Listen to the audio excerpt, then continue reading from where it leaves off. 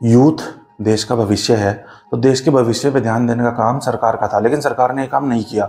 उन्होंने तो जो नौकरियां थी वो भी खत्म कर दी, बिल्कुल बुरी तरह। क्योंकि देश जो चला रहे हैं ना, एक्चुअली में वो सरकार नहीं है, वो व्यापारियों का एक झुंड है। व्यापारी को एक ही काम आता है, बेचना, तो उसको और कुछ आता ही नहीं, तो वो बेचेगा ही, उसकी गलती थोड़ी है, वो व्यापारी है। व्यापारी आदमी जो होता है वो पैसे वालों को तो अपना साथी बना लेता है, क्योंकि उनका वो कुछ बिगाड़ नहीं सकता, और जिनको खरीद सकता है या जिनको बेच सकता है उनको बेच देता है, क्योंकि उसको नौकर चाहिए। अब व्यापारियों को नौकर चाहिए तो वो देश को दो हिस्सों में बांट देगा, दो हिस्सों में बांटेगा, जिसमें गरीब होगा या अमीर होगा। तो उन्होंने ये देखा कि जो बच्चे हैं वो किस तरह से अमीरों की कैटेगरी में आ रहे हैं, क्योंकि पैसा तो लिमिटेड ही है, तो लिमिटेड पैसा हमारे पास ही रहे और कोई अमीर गरीब ना बने, इसीलिए गरीबों को गरीब ही रहने देना है। गरीबी में जीना कला है, हम सिखाएंगे तुम्हें, क्योंकि हम खानदानी गरीब हैं। तो उसी के लिए अलग अलग स्ट्रेटेजियां बनाई गई। व्यापारी आदमी सिर्फ खुद को अमीर बनाने की सोचता है, चाहे पैसा कैसे भी कमाए। देखो, एक अच्छा व्यापारी वो होता है जैसे जेठालाल है, वो सोचता है फिर भी कि दूसरे का बुरा हो रहा है या नहीं हो रहा। लेकिन जब व्यापारी को एक लिमिट से ज़्यादा हवस हो जाए ना पैसे की, तो फिर वो ये नहीं देखता कि पैसा कैसे आ रहा है, कहाँ से आ रहा है।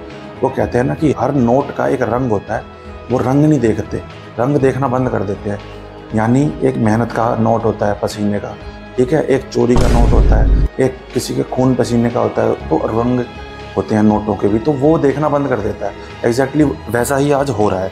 तो इन्होंने मोबाइल में डाला कैसे, वो मैं आपको बताता हूँ। देखो, हमारा देश ना एक जाति या धर्म का नहीं है, दो जाति धर्म का नहीं है, अनेक जाति धर्म है। इस देश को अगर चलाया जा सकता है तो सिर्फ डेमोक्रेसी से चलाया जा सकता है, उसके अलावा कोई और यहाँ पे किसी तरह की गवर्नमेंट नहीं चला सकते, ना एनार्की ना कोई और। लेकिन इसने क्या करा, इसको चाहिए तानाशाही, कि जो मैं कहूँ वो हो जाए, जो हम बोलें वो हो।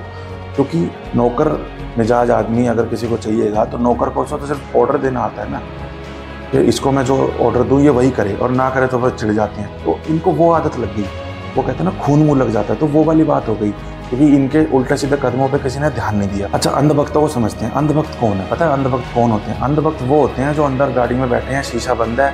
अंधभक्त हर वो इंसान है जिसको और किसी इंसान से कोई फर्क नहीं पड़ता। इंसानियत हमें ये सिखाती है कि हम दूसरे का दुख दर्द देखें। कोई सड़क पर मजबूर है, गरीब है, चोट लगी है, उसको पट्टी कराएं, ये कराएं। कोई अमीर है तो गरीब की मदद करे, उसको काम दे, नौकरी दे। तो लेकिन अंधभक्त वो होता है जिसको गाड़ी में मौज है, उसके पास पैसे आ रहे, बाहर में जाए दुनिया, फिर उसके लिए वही सही है, अरे मैं ठीक हूँ ना। तो अंधभक्त कब परेशान होगा? अंधभक्त जब परेशान होगा जब उसके ऊपर आएगी। लेकिन अभी उसके पास थोड़े बहुत पैसे हैं और उसको कोई कुछ नहीं कह रहा, क्योंकि अभी उसके पास पैसे हैं, उसको कहेंगे तो वो कुछ कर देगा। लेकिन उसे ये नहीं पता कि धीरे धीरे उसका भी पैसा खत्म किया जा रहा है। समझ रहे हो? वो कहते हैं ना, दीमक अंदर से लग जाती है, लेकिन पता जब चलता है जब बड़ी बीमारी बन के उभरती है। तो अंधभक्त बेचारे वो हैं, इतने बेवकूफ़ हैं कि उन्हें जब पता चलेगा जब उनका सब कुछ खत्म हो जाएगा। तो एक तरह से नासमझ बुद्धिहीन आदमी को हम अंधभक्त भी कह सकते हैं। अच्छा, अंधभक्त की एक और परिभाषा होती है। अंधभक्त वो हैं जो मेहनत करके नहीं खा सकते, समझ गए? अंधभक्त वो हैं जिनको फ्री का दारू मुर्गा मिल गया, अपना मौज ली, और भाई एक आदमी कमा रहा है उसके साथ लगे हुए हैं, वही कुछ कह रहा है, खिला दिया पिला दिया। जैसे नेताओं के चेले चपाटे बन जाते हैं, कॉलेज में इलेक्शनों में बच्चे को चेले चपाटे बना लेते हैं, उनकी ज़िंदगी खराब करते हैं।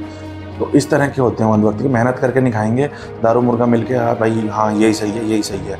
और सीनियर अंधभक्त कौन से हैं? जिनके बच्चे बाहर पढ़ने लग रहे हैं या बाहर नौकरियां करने लग रहे हैं, बढ़िया प्रॉपर्टी बना रखी है यहाँ पे, क्योंकि प्राइवेट नौकरी में वैसे खून चूस चूस के लोगों के पैसे बनाए थे, और अब बच्चे बाहर अपना ऐश ले रहे हैं, तो वो भी मोदी मोदी करने लग रहे हैं, क्योंकि उनको तो कोई फ़र्क नहीं पड़ रहा, उनको भी नौकर मिलेंगे कल को चाहिए होंगे तो उनके लिए तो ये पॉजिटिव ही है ना। ये इस तरह के लोग अंधभक्त होते हैं। अच्छा, सब कंपनियों ने मिलकर क्या करा कि रिचार्ज आपको इतने का ही मिनिमम कराना पड़ेगा। क्यों कराना पड़ेगा? जो गरीब 5,000 10,000 कमाता है, कहाँ से वो देगा? अगर किसी को 30 रुपये का महीना कराना है, किसी को 20 रुपये कराना है, किसी को 50 रुपये कराना है, किसी को हफ्ते में 1 दिन बस बात करनी है, किसी को हफ्ते में 2 दिन बात करनी है, किसी को हर संडे बात करनी है, सब मिनिमम अमाउंट का रिचार्ज कराओ। वाह भाई वाह, ये सही गुंडागर्दी है तुम्हारी, है ना? कि सब मिनिमम इतना रिचार्ज कराओ। किसी को नेट नहीं चाहिए वो भी कराओ, किसी को सिर्फ कॉल के लिए चाहिए वो भी कराओ। पहले 15-15 20-20 रुपये के रिचार्ज होते थे, अपना जितने यूज़ करना है करा, उसके बाद ख़त्म कर दिया, ठीक है। लेकिन नहीं, अब आपको मिनिमम इतना कराना ही पड़ेगा। अच्छा, अब इसके दोस्त ने क्या किया, इंटरनेट फ्री कर दिया, ठीक है, सिमें बांट दी, नंबर बांट दिए, free call, free free free. Addiction, habit एक ऐसी चीज़ है, हैबिट, अगर आपके अंदर हैबिट डेवलप हो गई, जैसे सीधे हाथ का आदमी है, सीधे हाथ से लिखता है, तो वो अगर लेफ्ट हैंड से लिखना भी चाहेगा ना, तभी उसका माइंड उसको यही कहेगा कि लेफ्ट हैंड से लिख। इसको कहते हैं हम हैबिट, समझ रहे हो, एक हैबिट डेवलप हो गई। जैसे किसी का तकिया कलाम हो जाता है तो उसको हैबिट हो जाती है उस वर्ड का बार बार यूज़ करने की, समझ रहे हो। कोई आदमी है वो बोलते हुए हाथ हिलाता है, यूं यूं करता है, तो उसको हमेशा वो हैबिट रहती है जो छुटनी मुश्किल हो जाती है। ये हैबिट्स इंटरनेट की सबसे ज़्यादा डेवलप हुई कोरोना काल में। फ्री इंटरनेट, फ्री सब कुछ, बच्चे बिल्कुल फ्री में यूज़ करने लग गए, लत लग गई, नशा हो गया, क्योंकि और कोई काम था नहीं करने को।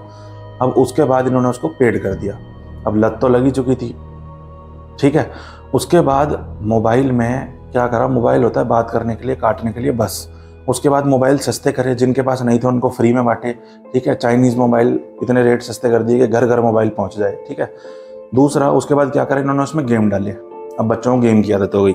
बच्चों को कंप्यूटर में गेम की आदत होती थी, लेकिन वहाँ पे पैसे नहीं होते थे कभी भी। अच्छा, इन्होंने गेम बनाए, गेम के बाद उसमें पैसे डाल दिए। देखो, गेम्स की हम फिर बात करेंगे, लेकिन गेम में जो पैसे डाले ना, वो एक तरह का जुआ ही है। बच्चे जुआ खेल रहे हैं आजकल, ठीक है। और बढ़ चढ़ के प्रमोट करते हैं, ये अरबपति खरबपति क्रिकेटर भी उसका। ये मैं कर लेता हूँ, तब तक आप ड्रीम 11 पे टीम बनाओ। क्योंकि कोई देखने वाला नहीं है, कोई पूछने वाला नहीं है।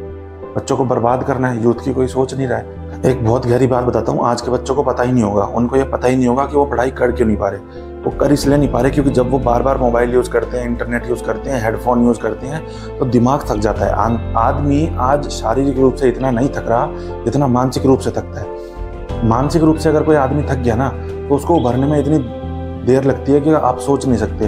अब डेली आदमी 1 घंटा 2 घंटा मोबाइल चलाएगा तो पूरे दिन उसका वैसे ही बर्बाद हो गया। आप सुबह उठो, आप 1 घंटा मोबाइल चला लो, उसके बाद आपको दिमाग लगाने में इतनी दिक्कत होगी, बहुत मुश्किल से आप दिमाग लगा पाओगे, समझ रहे हो। तो शारीरिक रूप से थकना जरूरी है इंसान का, मानसिक रूप से थक के उभरना मुश्किल है। शारीरिक रूप से थकोगे, खा पी के उभर जाओगे, मानसिक रूप से तो आपके अंदर सिर्फ डेप्रिसिएशन आएगी, आदमी बैठता जाएगा, बैठता जाएगा, बैठता जाएगा, बैठता जाएगा।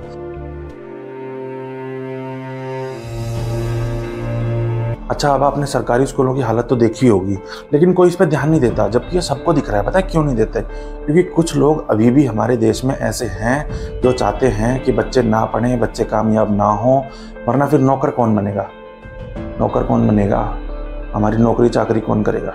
इसीलिए इन पे ध्यान ही नहीं दिया जा रहा। एक तरफ तो इन्होंने ये करा कि बच्चों का पढ़ना लिखना और ये सब इतना बेकार कर दिया कि उनको वो अब उभर ही नहीं सकते। दूसरी तरफ जो पढ़ लिख के कुछ कर सकते थे उनके लिए नौकरियां ख़त्म कर दी। जितनी भी नौकरियां थी उनको कॉन्ट्रैक्ट बेस्ड कर दिया इन्होंने, ठीक है। और अब सिर्फ बची थी आर्म्ड फोर्सेस। आर्म्ड फोर्सेस में इन्होंने क्या किया, जो हमको सबको अच्छे से पता है, आर्मी वालों के साथ जो किया गया है, ठीक है।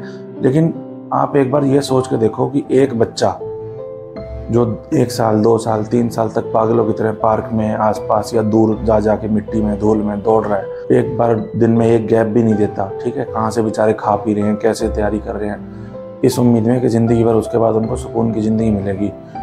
और बच्चे जो भगवान का रूप होते हैं, जो आदमी, जो लोग उनके साथ इतनी नीच प्रवृत्ति का काम कर सकते हैं, वो कैसे लोग होंगे और वो क्या करना चाहते होंगे देश का हाल आप खुद सोच के देखो। छोटे बच्चों के साथ जो इन्होंने करा, क्या वो इनको करना चाहिए था? क्या वो गलत था?